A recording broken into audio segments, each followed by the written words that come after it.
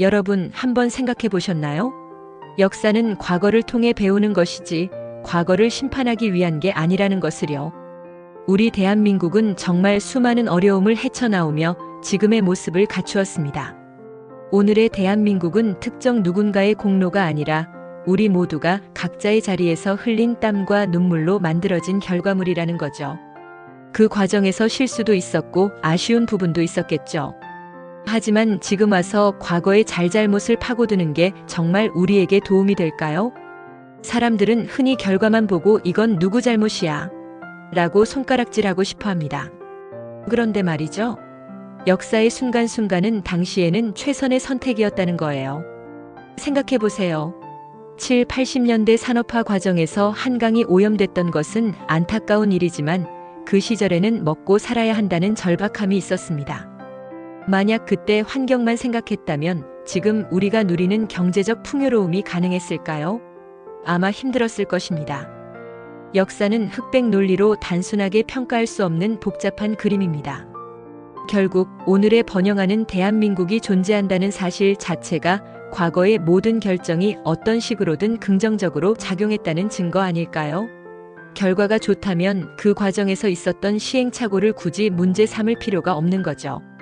과거의 선택을 지금의 기준으로 판단하는 건 너무 가혹한 일입니다. 만약 우리가 계속해서 옛날에 내가 이랬잖아 라며 책임을 묻는다면 어떻게 될까요? 사회는 화합이 아니라 갈등의 늪으로 빠져들 수밖에 없습니다. 서로 손가락질하는 문화가 퍼지면 신뢰는 무너지고 불신만 커지는 거죠. 예를 들어보겠습니다. 대한민국을 대표하는 어떤 기업이 수십 년 전에 논란이 됐던 결정을 내렸다고 해보죠. 그 기업이 지금 수많은 일자리를 만들고 국가 경제에 큰 기여를 하고 있는데도 과거의 일만 파헤쳐 비난한다면 어떨까요?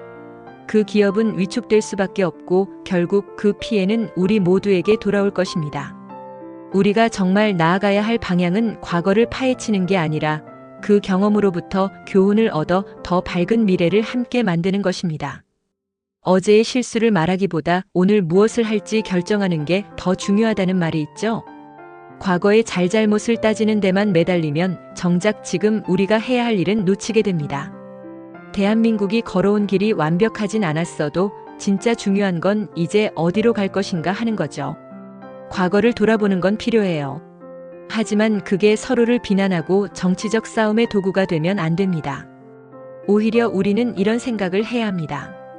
우리가 어떻게 하면 대한민국을 더 좋은 나라로 만들 수 있을까?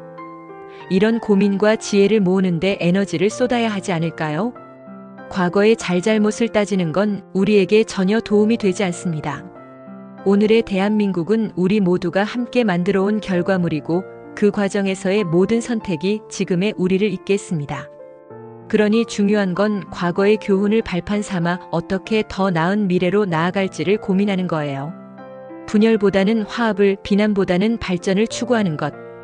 그게 바로 대한민국이 계속해서 성장하고 번영할 수 있는 길이 아닐까요?